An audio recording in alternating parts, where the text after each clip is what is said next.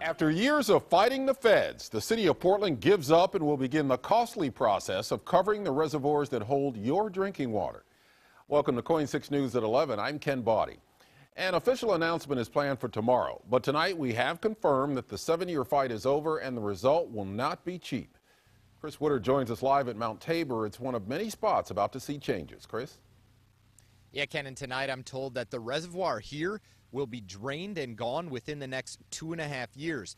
Now, the total cost estimates for this project have been in the range of hundreds of millions of dollars, and while part of this project has already started, the big question now, the question that starts being asked right now, how is the rest of it going to be paid for?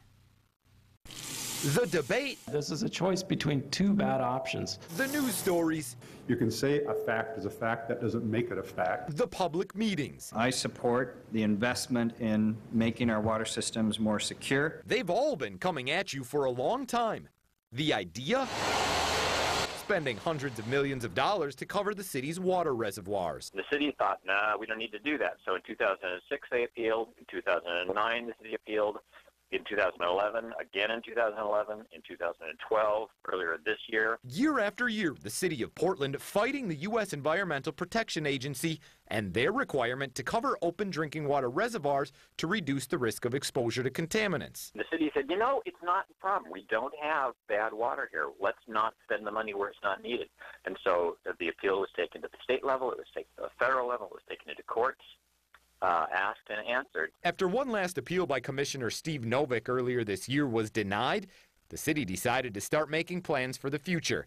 And that means start thinking about how they'll pay for this. The plans are to disconnect the existing reservoir at Mount Tabor, connect new reservoirs on Powell Butte and Kelly Butte, decommission one of two reservoirs at Washington Park, and renovate the other, covering it and putting a reflection pool on top of it.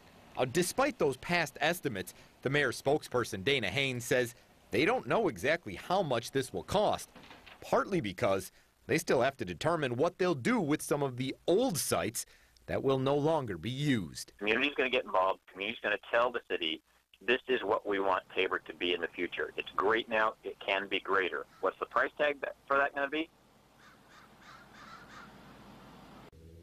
The prep work for this project will start immediately, but Haynes says most of the actual physical work won't start until 2014. He says that'll probably last until 2016.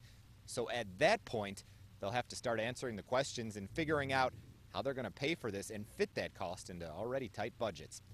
Live on Mount Tabor, I'm Chris Woodard for KOIN 6 News. Thanks, Chris. Well, spores and bacteria aren't the only things that can end up in the reservoirs when they aren't covered up. Remember this video of a man urinating into the Mount Tabor reservoir? That was 21-year-old Joshua Cedar. He cost the city $36,000 when he relieved himself in the reservoir nearly 2 years ago. The city flushed about 8 million gallons of water because of it, and he was sentenced to serve community service for the crime of misusing a reservoir.